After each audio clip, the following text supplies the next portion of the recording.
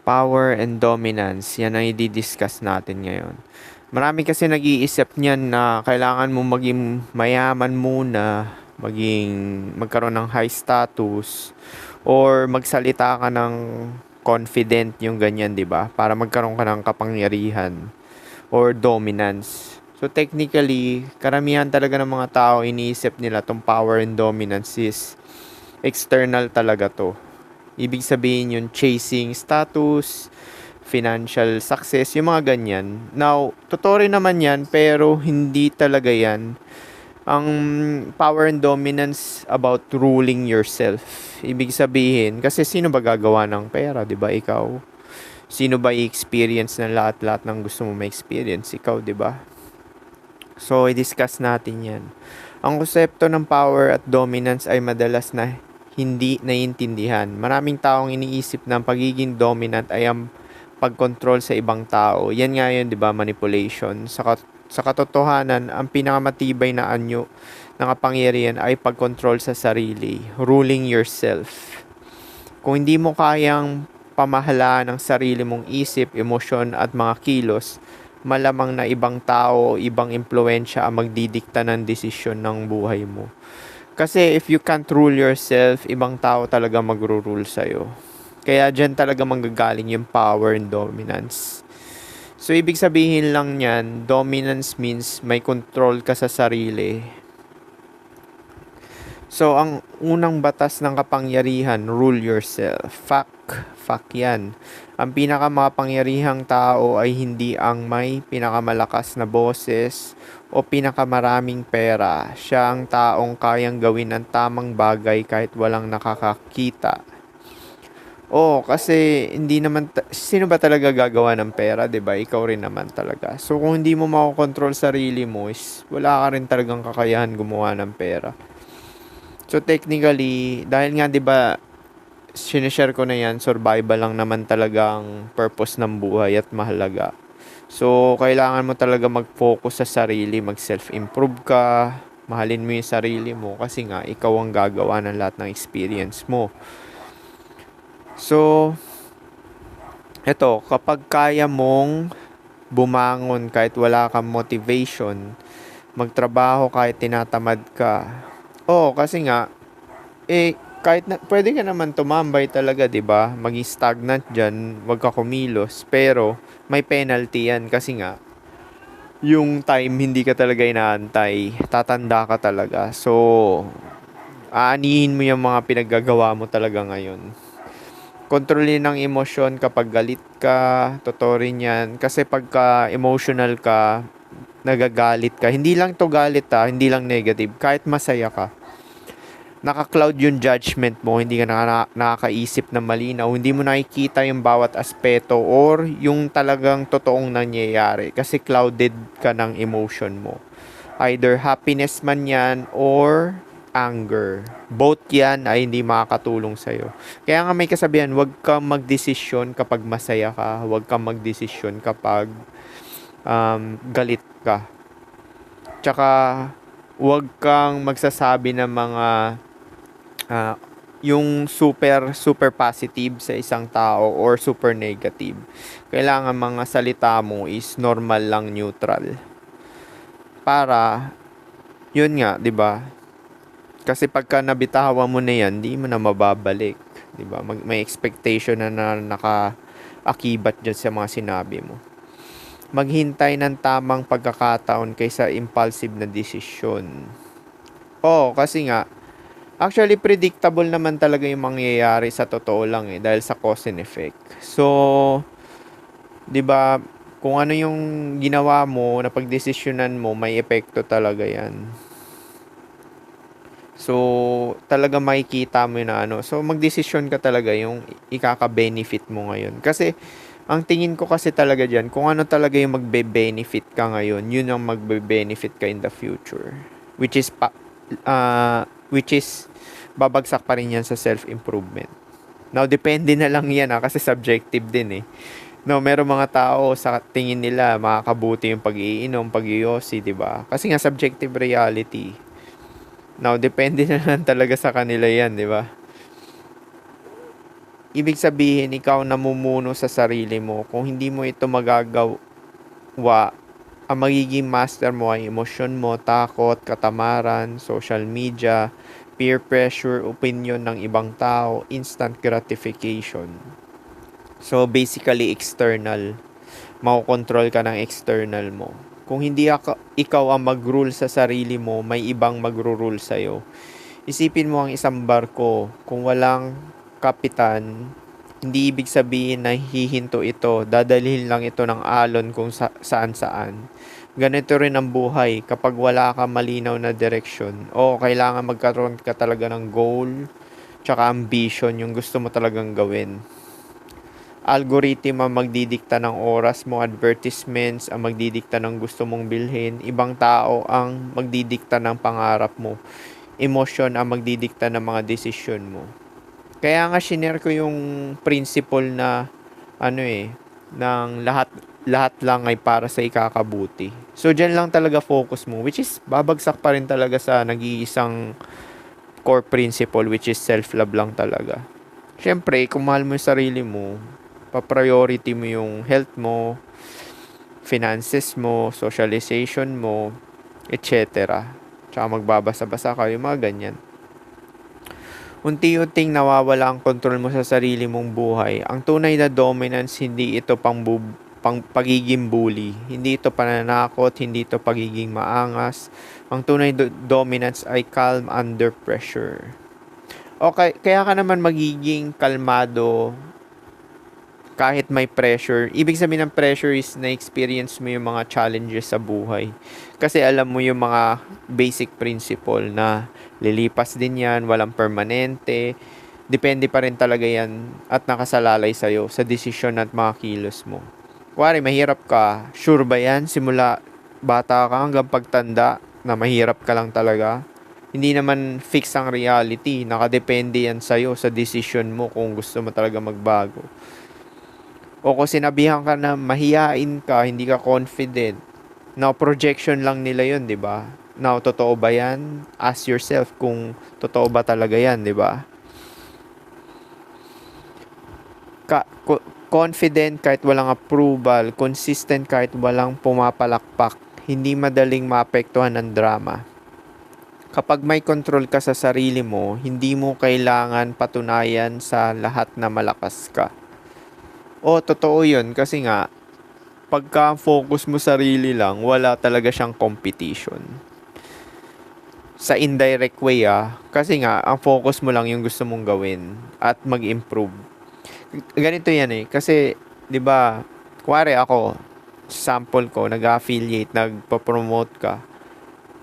Nanonood ako ng iba, yung strategy nila, paano nila i-deliver or i-present yung produkto, either power posting man niya or direct selling. So, kukuha ka lang ng tingin mo magbe-benefit ka. Pero, after nun, hindi mo na kilala yung tao na yun. Pinanood mo lang talaga yung info niya. Kasi nga, point of view mo sarili. So, hindi siya competition. Actually, kinuha mo lang yung strategy na tingin mo magbe-benefit ka. Hindi madaling maapektuhan ng drama. Kapag may control ka sa sarili mo, hindi mo kailangan patunayan sa lahat na malakas ka. Self-mastery, ito ang pundasyon ng lahat ng success. Kasama rito ang pag-control sa isip. Hindi lahat ng isip ay kailangan paniwalaan. Kapag may negatibong thought, hindi ko kaya, ang self-mastered na tao ay magtatanong, may ebidensya ba? Hindi siya agad nagpapadala sa sariling isip. Kasi yung mga naiisip mo na ganyan, life experiences lang yan di ba? Tsaka yung nilabel mo, yung story or narrative na nilagay mo sa sitwasyon in the past. Kaya nga sinasabi ko sa inyo, yung past din, pwede rin siyang baguhin. Meaning, yung narrative or story or label na nilalagay mo sa past, pwede mo siyang baguhin. Emosyon, hindi mo kontrolado ang unang emosyon, pero kontrolado mo magiging action. Depende na lang yan kung may self-awareness ka, meaning yung kaya mong obserbahan yung nararamdaman mo. Mostly kasi pagka pagka hindi ka gising, ewan ko kung magagawa to nung hindi gising hindi mo siya maobserbahan. Bigla ka na lang dadalhin ng galit, yun mga trigger, di ba? Pero pagka papunta ka na doon, paunti-unti ka na nagigising, naobserbahan mo na siya. Actually, kahit hindi ka naman totally gising, meaning you're fully awake, di ba? Which is wala naman talaga dahil continuous lesson ng buhay. Is ma-observe mo na yung nararamdaman mo. Nasaktan ka, naiinggit ka. Hindi ibig sabihin kailangan mong agad magsalita o gumawa ng padalos-dalos na desisyon. Minsan nga, kahit wala kang gawin, yun pa mas magandang gawin. Katawan. Kapag sinasabi ng katawan, tamad ako, ikaw ang dapat masunod. Hindi ang katawan. Oo, kasi nga, tama nga yung sinabi ko sa inyo. Yung ego subconsciousness, yung katawan talaga. Ego yung katawan. Kasi may nagsabi rin ng isang manifester, si Joe Dispenza rin. Sinabi niya rin na ganun yung katawan daw yung ego subconsciousness. Kala ko ako lang may sabi nun, sayang, di ba? Bigla narinig ko sa podcast, sinabi rin pala niya yun which is naniniwala kasi ako. Kasi yung katawan talaga, may memory at utak talaga yan. So may subconsciousness din talaga at ego yung katawan. So hindi siya nanggagaling talaga sa brain. Wired talaga tong buong katawan mo for survival lang talaga at self-preservation. Kaya dito, 'di ba? Kapag sinabi ng katawan, tamad ako, ikaw ang dapat masunod, hindi ang katawan. Kaya mahalaga ang exercise. Exercise, ayaw ng katawan niyan, ikaw talaga magro-rule niyan, 'di ba? Tamang tulog. Pagpagod ka lang, 'di ba? Pero ikaw rin magse-set kung anong time ka matutulog. Nutritious na pagkain. Well, kasi yung katawan gusto lang niyan yung taste good, 'di ba? So kapag nandito na kayo, i-rule mo yourself, wala ka nang pakialam sa lasa. Yung benefit, nutritional benefit yung kakainin mo.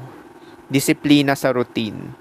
Yan, attention. Ang attention ang isa sa pinakamahalagang resources ngayon. Lahat ng gustong makuha ito, TikTok, Facebook, YouTube, ads, notification. Kapag hindi mo kayang kontrolin ang attention mo, mahihirapan kang gumawa ng malalim at mahalagang trabaho. Well, kailangan mo talaga magkaroon ng goal, ambition. Kasi kung wala ka niyan, madali kang tatangayin talaga ng mga distractions. Sa totoo lang. Kasi wala kang ambition para sa sarili mo, di ba? So parang tinatangay ka na lang, gagayahin mo na lang iba, papanoorin mo sila. So wala kang clear path or malinaw na na ambition talaga. Delayed gratification. Ang power ay ang kakayahang ipagpaliban ang maliit na saya ngayon kapalit ang mas malaking benepisyo bukas. Halimbawa, mag-scroll ng 3 oras o mag-aral ng bagong skill. Mas madaling piliin ang una, pero ang pangalawa ang kadalasang nagbubunga ng pangmatagalang pag-unlad. Oo, pero pagka na-rewire mo na yung utak mo tsaka katawan mo through neuroplasticity, 'di ba? Utak, 'di ba? May memory yung utak natin. Ganon din yung katawan. Kailangan paulit-ulit mong sasanayin yung katawan mo rin sa sa mga hardship na task na hindi mo natingin mo magbe-benefit ka, 'di ba? Pero ito sinabi, 'di ba?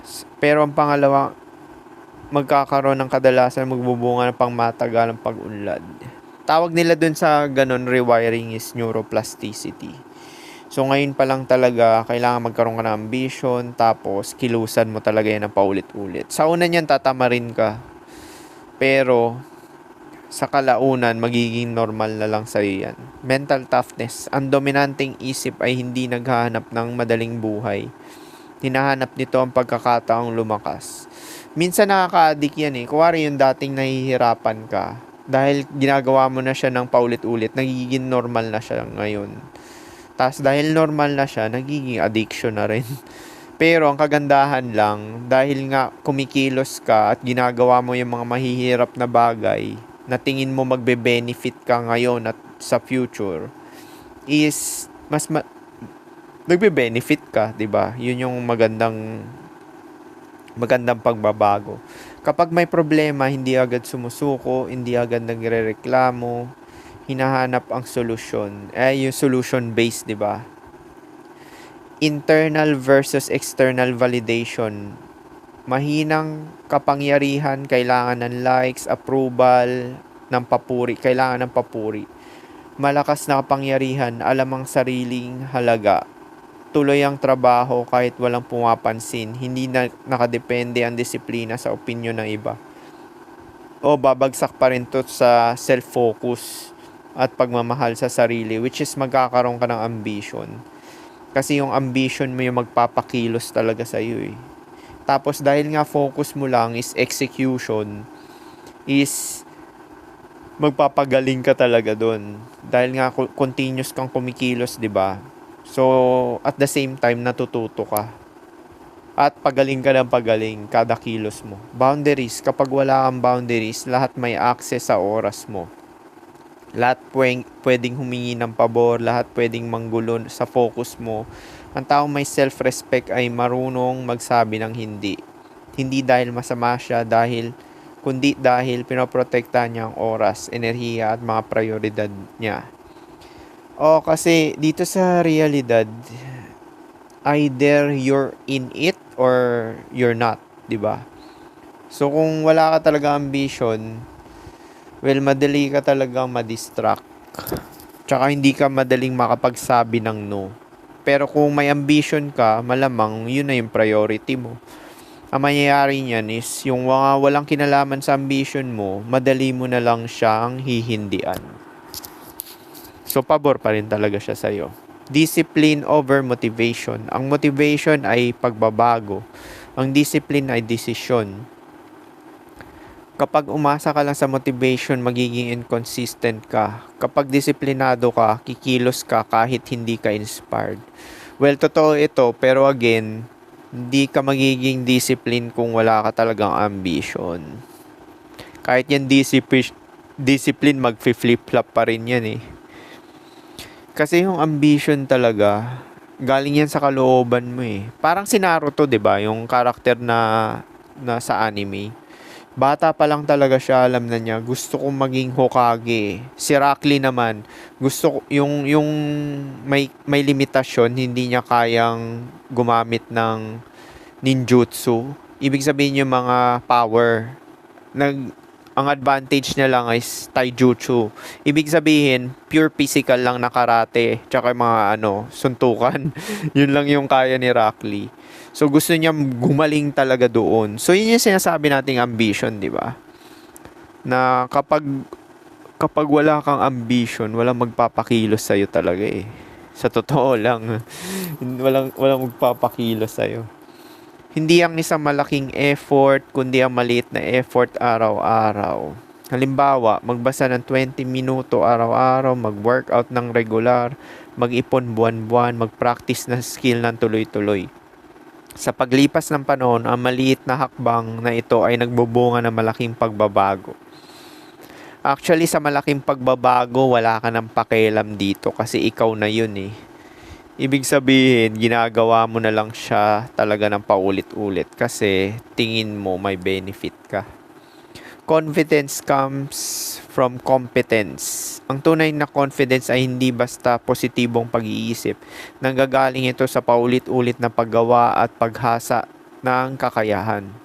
Kapag alam mong pinagtrabahuan mo ang isang bagay, mas tumitibay ang tiwala mo sa sarili mo. Totoo rin yan, pero pwede ka rin maging confidence kahit wala ka pang napatunayan. Kasi nga, yung sa law of assumption, di ba, sinasabi na nila, i-assume mo na ikaw na talaga yung taong yun, na kuwari, businessman.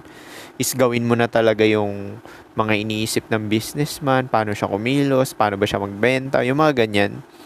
So, dahil dyan, yung kung gaano mo tinitingnan sarili mo, ganun yung confidence mo manggagaling. So, hindi pa rin siya technically nanggagaling lang sa resulta or ano. Kasi pwede mo namang i-assume yan eh, di ba? I-assume mo yan sa sarili mo ngayon. parang sinasabi, I am confident. Or maging delusional ka, di ba? Sa sarili mo. Ting, isipin mo ikaw yung character na king, ganyan, di ba?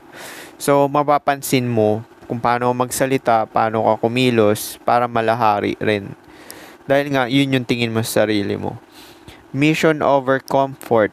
Ang mga taong may malinaw na layunin ay mas madaling tumanggi sa mga distraction. Ito nga yun, ambition. Kailangan mo talaga na ito. Kapag alam mo kung saan ka pupunta, mas madali mong masasabing, hindi ito makakatulong sa goal ko.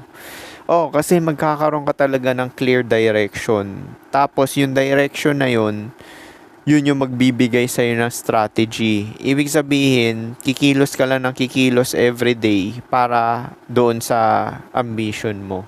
Actually, kahit makuha mo na yung ambition mo, kikilos ka pa rin base doon Kasi yun yung desired na gusto mo, 'di ba, para sa sarili mo. Ang pinakamalaking kalaban, hindi ibang tao, kundi ang sarili mong katamaran, takot, pagpapaliban, kakulangan sa disiplina, kawalan ng direksyon. Kapag natalo mo ang mga ito, mas nagiging mahirap para sa panlabas na hadlangan napigilan ka. Pang-araw-araw na practice ng self-rule, gumising sa oras na itinakda mo. Maglagay ka ng alarm time, para pag nag-alarm yan, gigising ka na lang. Maglaan ng oras sa pag-aaral at paghasa ng kasanayan. Mag-ehersisyo ng regular. Limitahan ng oras sa social media kung nakakasagabal ito sa mga layunin mo. Sa totoo, pagka may ambition ka, wala ka na dapat na time para mag-entertain. Naniniwala ako dyan. Wala ka ng time dapat mag-entertain. As in, all in ka na kasi dun Parang, manonood ka lang na may ibang social media influencer kung may kinalaman siya sa ambition mo. Kung wala, hindi mo na pag-aksay ng oras. Tapusin mo na ang pinakamahalagang gawain bago ang mga libangan. Totoo yan, di ba? Tatapusin mo muna yung mga mahalagang gawain mo. Actually, baka nga hindi ka na maglibang kasi yung mahalagang gawain yun na yung nagpapasaya sa'yo